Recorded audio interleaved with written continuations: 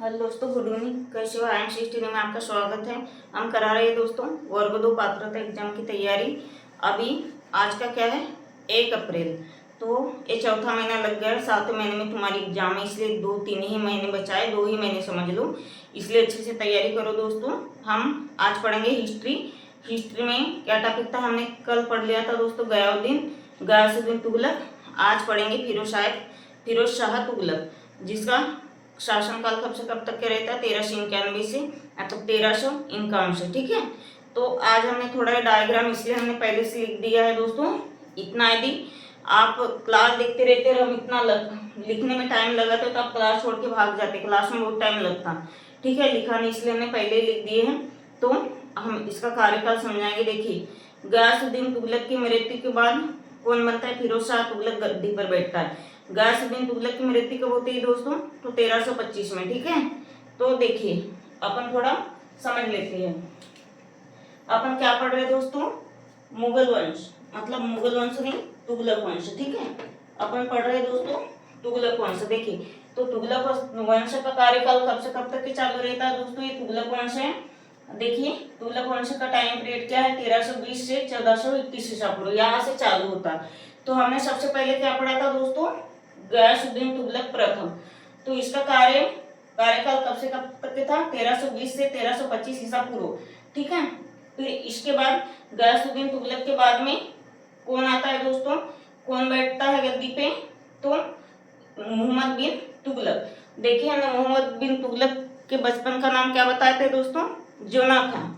ये कौन रहते, बाप बेटे रहते हैं, मोहम्मद बिन तुगलक और गयासुद्दीन तुगलक। हमने बताए थे कैसा निजामुद्दीन औलिया मोहम्मद बिन तुगलक के साथ मिलकर अपने पापा गयासुद्दीन की हत्या कर देते हैं। जो लकड़ी का महल रहता है, हाथी दौड़ में जो लकड़ी का गुटका लकड़ियां गिर जाती हैं तो गयासुद्दीन तुगलक की मृत्यु हो जाती है। ये हमने बता दिए थे आपको, है ना। तो देखिए, इसका पुत्र कौन है, इसका पुत्र है मोहम्मद बिन तुगलक। मोहम्मद बिन तुगलक के पुत्र का है नाम भैया जोनाखा रहता है। तो जोनाखा का मतलब मोहम्मद बिन तुगलक का कार्यकाल कब से कब तक है, 1325 से, ये देखिए 1325 से क्या है, 1325 से क्या आएगा भैया, 1325 से इसका कार्यकाल, अच्छा ये 1320 से, ये 1325 से, तो 1355 है। ठीक है, 1355 अपन लिख दे रहे हैं यहाँ पे, 1355। ठीक है, 1355, ये 1355 से 1325 से 1355 ईसा पूर्व। फिर इसके बाद में इधर चलेंगे। ठीक है, ये देखिए, ये जो रजब प्लस भट्टी राजकुमारी हिंदू है, तो ये गयासुद्दीन जो तुगलक है, गयासुद्दीन तुगलक ये क्या है, रजत और भट्टी इसका चचेरा भाई है, मतलब चाचा का लड़का है। ये जो गयासुद्दीन तुगलक है ना, ये रजत और भट्टी का चाचा का लड़का है। तो कैसा भाई हुआ भैया, चचेरा भाई। फिर देखिए, हमने क्या पढ़ा है, गयासुद्दीन मोहम्मद बिन के बाद ये गयासुद्दीन तुगलक सेकंड। ठीक है, यहाँ तक कि हमने पढ़ ली थी। तो इसके बाद अपन पढ़ेंगे दोस्तों आज फिरोज शाह तुगलक। फिरोज शाह तुगलक की माता कौन रहती है दोस्तों, तो राजकुमारी हिंदू। ये राजकुमारी हिंदू का पुत्र रहता है फिरोज शाह तुगलक। तो इसका कार्यकाल रहता है 1351 से 1388। ठीक है, 1351 से 1388 तक के इसका कार्यकाल रहता है। ठीक है, 1351 से 1388 तक के रहता है। ये 50 होगा, 1350। ठीक है, 1351 से 1388 तक की इसका कार्यकाल रहता है, समझ गए। फिर इसके बाद में कौन, अभी हमने पढ़े नहीं इसको, किसको नहीं पढ़े, फतेह खान, जफर खान, नासिरुद्दीन मोहम्मद शाह को हमने पढ़ लिया था। ठीक है, और देखिए फतेह खान का पुत्र कौन रहता है, गयासुद्दीन तुगलक। गयासुद्दीन तुगलक कौन सा, द्वितीय। इसका कार्यकाल कब से कब तक के रहता है, तो 1388 से 89। ठीक है, मतलब 1388 से 89 तक के रहता है दोस्तों इसका कार्यकाल। ठीक है, और फिर इसके बाद कौन बैठता है गद्दी पे, नुसरत शाह, 1394 से 98 तक बैठता है। फिर इधर ये वाला डायग्राम समझते हैं। जफर खां का पुत्र कौन रहता है, जफर खां का पुत्र रहता है दोस्तों अबू बकर का कार्यकाल कब से कब तक के हैं, तो 1389 से 90 तक के। देखिए, जस्ट इसकी मृत्यु हुई, किसकी मृत्यु, मतलब नुसरत शाह की 1394 से 1398। फिर ये तुरंत गद्दी पे बैठ गया, कौन, जफर खां का पुत्र अबू बकर। ठीक है, 1389 से 90 ईसा पूर्व तक की। ठीक है, 90 ईसा पूर्व तक की। और ये नासिरुद्दीन मोहम्मद शाह, इसका कार्यकाल कब से कब तक की, तो फिर इसके बाद में ये आ जाता है। इसके बाद में कौन आता है, नासिरुद्दीन मोहम्मद शाह 1390 से 1394 ईसा पूर्व। फिर इसके बाद में अलाउद्दीन आता है, सिकंदर आता है, ये सिकंदर है, ठीक है, ये कौन है, अलाउद्दीन सिकंदर है, ठीक है, ये आता है। फिर इसके बाद में हुमायूं का हमने पढ़ ली थी, इसके पहले बहुत पहले पढ़े थे हम, और एक बार वर्ग 2 के लिए रिपीट करा देंगे। हमने वर्ग 1 में पढ़ा था दोस्तों, देखिए 1394 हुमायूं का कार्यकाल, ठीक है। तो ये डायग्राम समझ में आ गया हो तो स्क्रीनशॉट ले लीजिए, एक बार चेक करते ठीक से दिख रहा है या नहीं, स्क्रीनशॉट ले लीजिए। आज अपन पढ़ेंगे दोस्तों इसके बारे में, फिरोज शाह तुगलक के बारे में, ठीक है, फिरोज शाह तुगलक के बारे में पढ़ेंगे। हमने मोहम्मद बिन तुगलक, गयासुद्दीन तुगलक के बारे में हमने पढ़ लिया था। आज का हमारा टॉपिक रहेगा दोस्तों गयासुद्दीन फिरोज शाह तुगलक रहेगा, ठीक है। जल्दी से स्क्रीनशॉट ले लीजिए।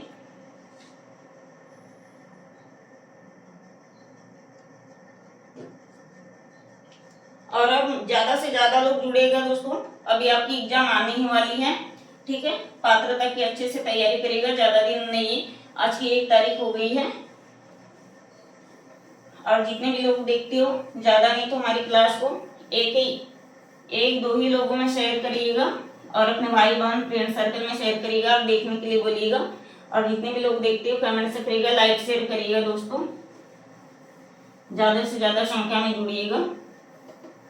देखिए तो हम कुछ पढ़ेंगे, ठीक है, किसके बारे में, फिरोज शाह तुगलक के बारे में, ठीक है।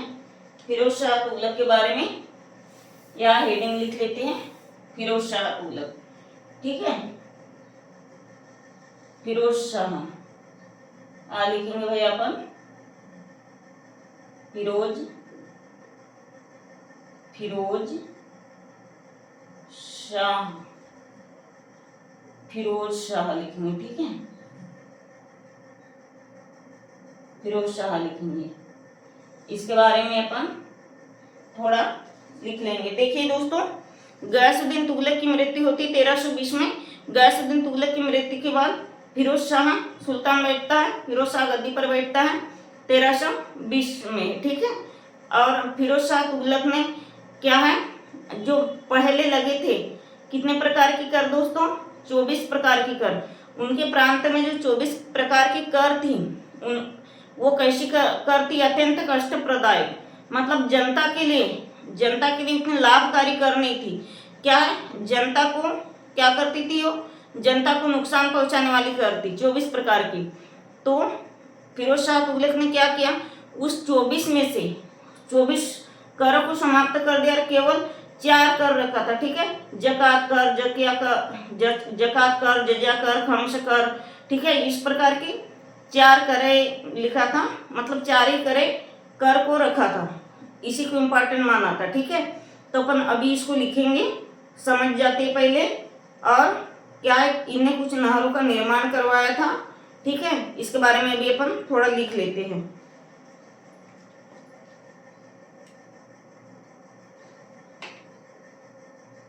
देखिए दोस्तों, क्या लिखेंगे,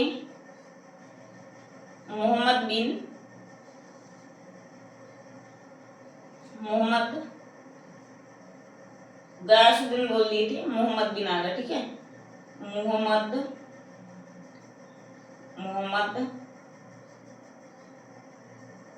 बिन तुगलक,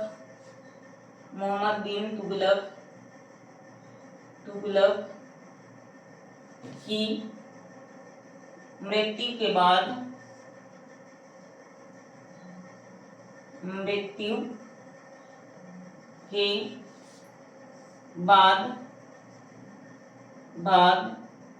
1320 लिख देते, ठीक है। 1320 में फिरोज शाह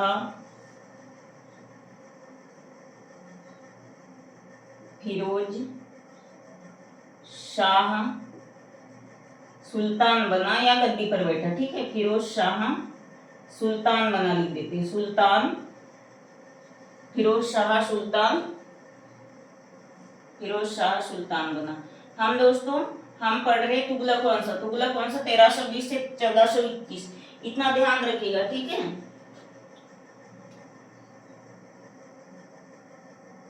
देखिए, मोहम्मद बिन तुगलक की मृत्यु के बाद कौन बैठा? फिरोज शाह तुगलक। इसका कार्यकाल कब से चालू हुआ? तो 1320 से। तो ये मोहम्मद बिन का फिरोज शाह कौन था? चचेरा भाई था, ठीक है। वह उसका चचेरा भाई था, लिख देते, मतलब चाचा का लड़का। वह उसका, हमने भी डायग्राम में समझाए थे, ठीक है। उसका चचेरा चचेरा वह उसका चचेरा भाई था। वो क्या था दोस्तों? उसका चचेरा भाई था। देखिए दोस्तों, हमने जो डायग्राम अभी समझा है, लिखा है, उसको स्क्रीनशॉट कर लो या फिर अच्छे से समझ जाओ। वो डायग्राम से बहुत कुछ सीखने को मिलेगा। रुकना पड़े तो तुमने तुगलक वंश के तुमसे सारे क्वेश्चन बन जाएंगे, चाहे कोई भी क्वेश्चन आए कहीं से भी दे, ठीक है। तो देखिए, मोहम्मद बिन तुगलक किसका? फिरोज शाह का कौन था? तो चचेरा भाई, मतलब चाचा का लड़का था, ठीक है।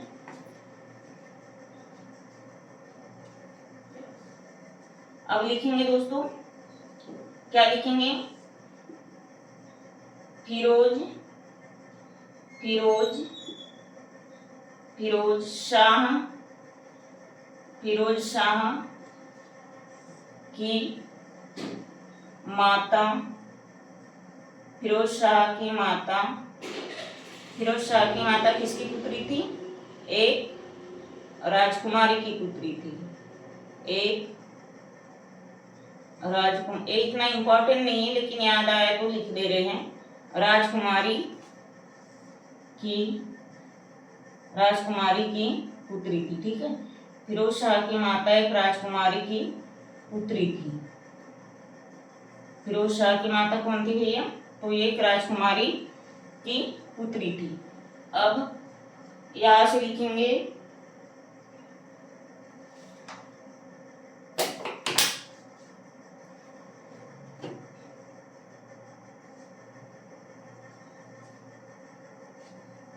एक सेकंड दोस्तों, मार्कर गिर गया था। देखिए, अपन अब क्या लिखेंगे? 1320 में क्या है? 1320 में फिरोज शाह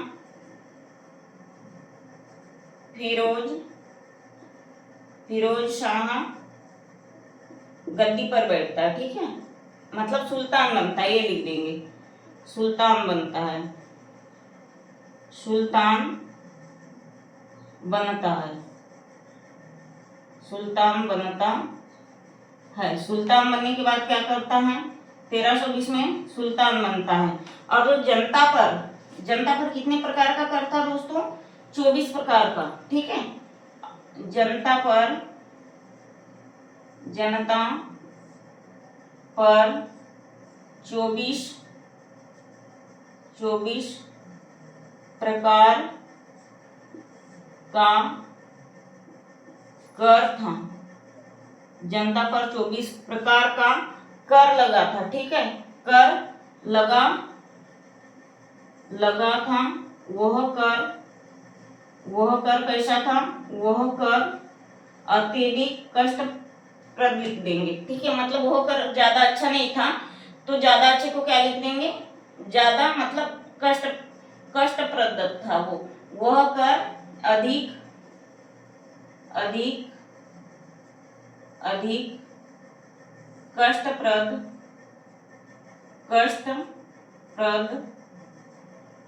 कष्टप्रद होने के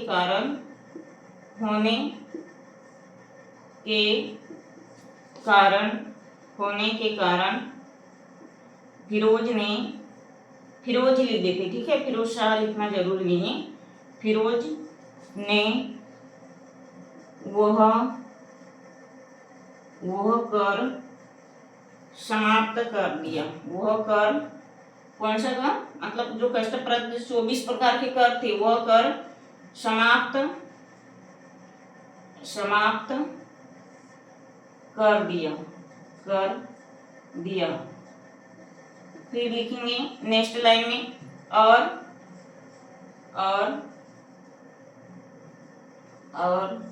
जनता के लिए और जनता के लिए, कुल जनता के लिए, जनता के लिए, जनता के लिए कुल चार प्रकार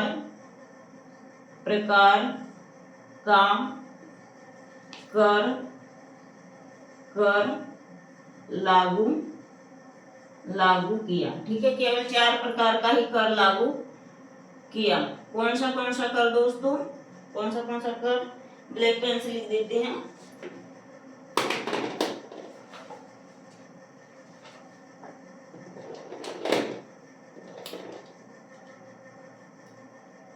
ब्लैक पेन से लिख देते हैं कौन सा?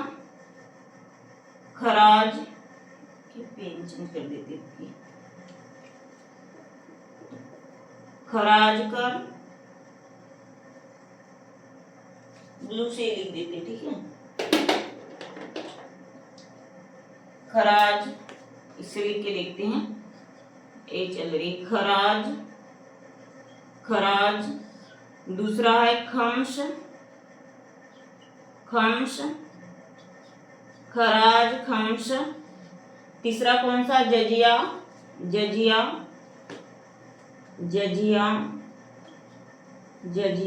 चौथा है भैया ज़कात। इसके भी बारे में अपन समझेंगे, यहाँ भी जगह नहीं होगी, ठीक है। ज़कात एक बार चेक कर लेते हैं नीचे का दिखेगा या नहीं। देखिए दोस्तों, अपन पढ़ रहे तुगलक वंश के अंतर्गत हमने मोहम्मद बिन तुगलक, गयासुद्दीन तुगलक पढ़ लिए थे। और आज है हमारा क्या है? फिरोज शाह तुगलक, मतलब तुगलक वंश के अंतर्गत फिरोज शाह तुगलक। तो मोहम्मद बिन तुगलक की मृत्यु होती है दोस्तों 1320 ईस्वी में। उसके बाद में फिरोज शाह तुगलक सुल्तान बनता है और क्या करता है? जो पहले के जो 24 कर थे, जो जनता के लिए हानिकारक थे, ठीक है, जनता के लिए हानिकारक थे, जनता को कोई फायदा नहीं होता था, तो उन करों को क्या है? पहले तो गद्दी बनने पर, सुल्तान बनने पर, गद्दी पर बैठने के बाद सुल्तान बनने पे फिरोज शाह तुगलक ने जो 24 कर थे पहले के, उसे समाप्त करके क्या किया दोस्तों? जनता के हित के लिए कौन सा कर लगाया? पहले प्रमुख, ये देखिए 24 करों में से, ये बहुत इंपॉर्टेंट है, 24 करों में से कितने कर थे लागू किया दोस्तों? सिर्फ कितने कर? 4 कर लागू किया था, ठीक है, टोटल 4 कर। तो कौन सा है?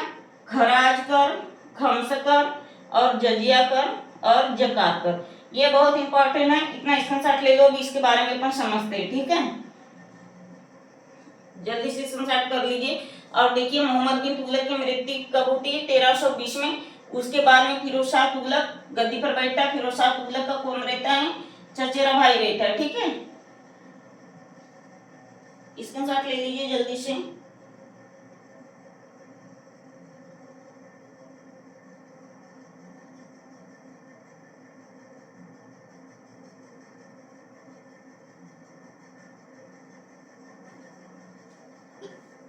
हो गया दोस्तों। अब अपन इसके बारे में समझेंगे। कौन सा कर लिखे दोस्तों? हमने 4 कर लिखे हैं, खराज कर, खम्स कर, जजिया कर और ज़कात कर। थोड़ा इसके बारे में अपन समझ लेंगे, ठीक है। और फिरोज शाह तुगलक ने क्या क्या था दोस्तों? 1200 पेड़ लगाए थे, ठीक है, जनता के लिए। वो भी कैसे वृक्ष लगवाए थे? फलदार वृक्ष लगाए थे। और एक क्या रहता है? धूल कुछ ऐसी ये रहती है, उसके अंतर्गत फिरोज शाह तुगलक मतलब फ्री में एक चिकित्सालय बनाता है, एक अस्पताल बनाता है, ठीक है। अभी अपन आगे लिखेंगे इसके बारे में, ठीक है। तो क्या था दोस्तों? हमारा 4 कर थी, अपन 4 करों को लिख लेते हैं। पहला कर कौन सा था दोस्तों? खराज कर, ठीक है। पहला कौन सा था? खराज।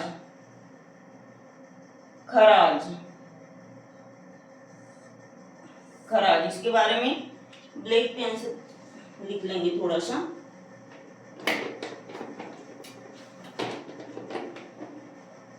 खराज कर को क्या कहते हैं? लगान कर कहते हैं, ठीक है, लगान कर कहते हैं। खराज कर को क्या कहते हैं? खराज कर को लगान कर कहते हैं। और दूसरा क्या है भैया? दूसरा क्या था? खमशकर, ठीक है। दूसरा क्या था, दूसरा क्या था, खम्स, खराजकर, खमशकर, इसके बारे में अपन लिखेंगे, इसके बारे में अपन लिखेंगे दोस्तों। इसके बारे में क्या लिखेंगे, लूटे गए, खमशकर यानी जनता में लूटे गए धन, ठीक है, जनता में लूटे गए धन, ऐसा लिख देते हैं। जनता, जनता में लूटा, लूटा गया, जनता में लूटा गया धन, ठीक है। और क्या है, जजिया है और जकात है, ठीक है। एक कर क्या है दोस्तों, जजिया और जकात।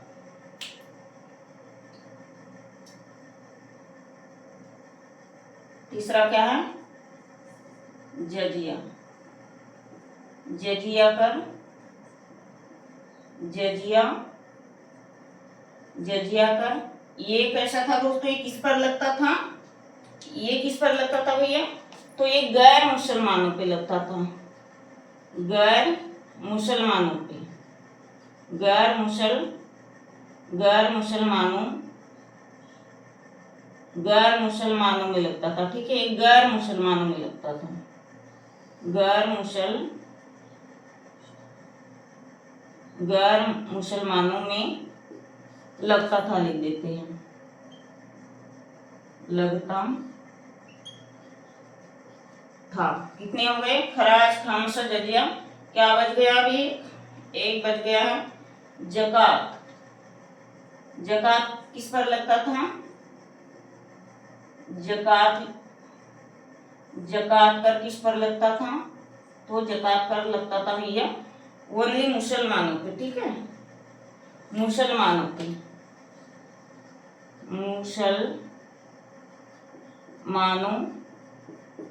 मुसलमानों पर। देखिए हमने क्या पढ़ा है, लगान, कितने लगान, जो फिरोज शाह तुगलक के टाइम, मतलब फिरोज शाह तुगलक के आने के पहले जो 24 करी थी वो जनता के लिए उचित नहीं थी, ठीक है।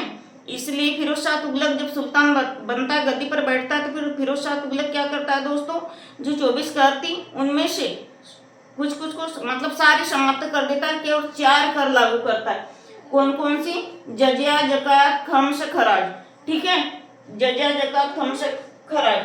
तो देखिए खराज कर क्या है, खराज एक लगान कर है। लगान मतलब जैसे टैक्स लग जाता है, हम 10 रुपए का बिस्किट लेंगे, हम पर इसको मान लो 10 रुपए का पार्ले जी लेंगे तो 2 रुपए हमारा टैक्स लग जाएगा, यही लगान कर होता है। हम उस पर कर दे रहे हैं, ठीक है, हम उस पर क्या दे रहे हैं, कर दे रहे हैं। आ गए समझ में। अब देखिए खम्स कर जनता में लूटा जाता है, ठीक है, हम कुछ सामान लेंगे, धन लेंगे, सोना चांदी जो भी लेंगे, तो क्या है, इसके द्वारा हमारा बहुत धन जाता है, ठीक है, ऐसे याद रखिएगा। और ये जो जजिया कर है ये गैर मुसलमान यानी मुस्लिमों पर नहीं लगता, गैर यानी दूसरे, मुस्लिमों पर नहीं लगता, बाकी दूसरे सभी पर लगता है, ठीक है, हिंदू ब्राह्मण वगैरह पर लगता है, गैर यानी मुस्लिमों पर नहीं लगता, ठीक है। और फिर क्या है दोस्तों, जकात कर ओनली मुसलमानों पर लगता है। जकात कर किस पर लगता है, मुसलमानों पे। ये जो है भैया यही से हमारे 2-3 क्वेश्चन बन जाएंगे, अभी इसके पहले हमने समझाया वहां से भी 2 क्वेश्चन बन जाएंगे, और जो पूरा हमने डायग्राम लिखवा के रखा था वहां से तो बिल्कुल, यदि वो तुमने पढ़ लिए डेट सहित, इसके बाद कौन बैठा किसके बाद कौन बैठा कौन किसका है, तो तुगलक वंश के क्वेश्चन तुमसे ऐसे ही बन जाएंगे, ठीक है। देखिएगा, अच्छे से ध्यान से पढ़िएगा।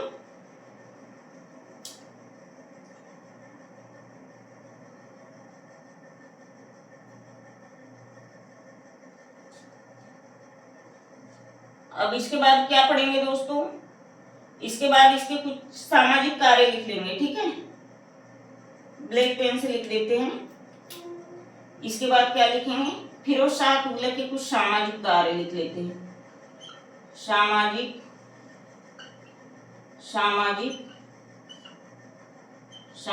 कार्य लिख लेते हैं। किसके सामाजिक कार्य, फिरोज शाह तुगलक के सामाजिक कार्य लिख लेते हैं, ठीक है।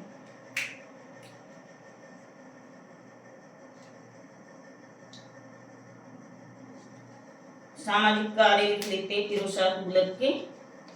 फिरोज शाह तुगलक के सामाजिक कार्य क्या है, तो लिखेंगे समाज में, थोड़ा जमा कर लिख लेते हैं, समाज में जनता, समाज में जनता, समाज में जनता, समाज में क्या है, जनता के हित के लिए, समाज में जनता के हित के लिए,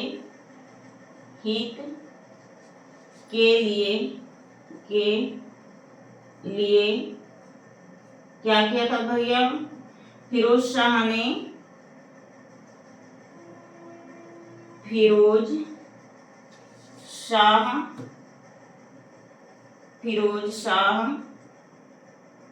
समाज में जनता के हित के लिए फिरोज शाह ने क्या किया था, फिरोज शाह ने अभी समझाई थी 1200, क्या कितने 1200 फलदार वृक्ष लगाए थे। ठीक है, फलदार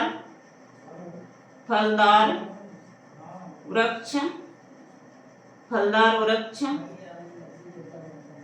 लगवाया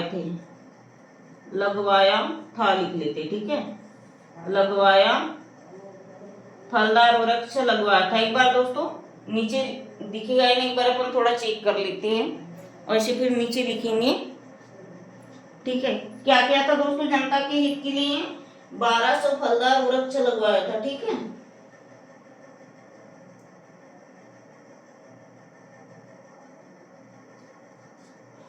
अब लिखेंगे, एक लाइन आ जाएगी, एक हेडिंग लिखते हैं। ठीक है, दीवान खैरात, क्या लिखेंगे, दीवान ये खैरात, ठीक है, दीवान खैरात एक लाइन लिख देते, फिर दिखने वाला है नहीं इसके नीचे।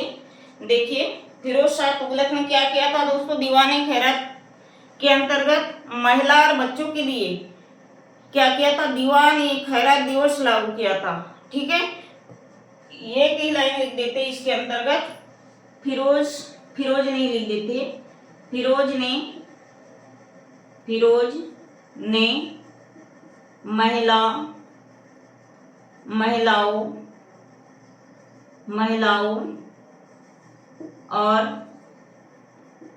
और बच्चों के लिए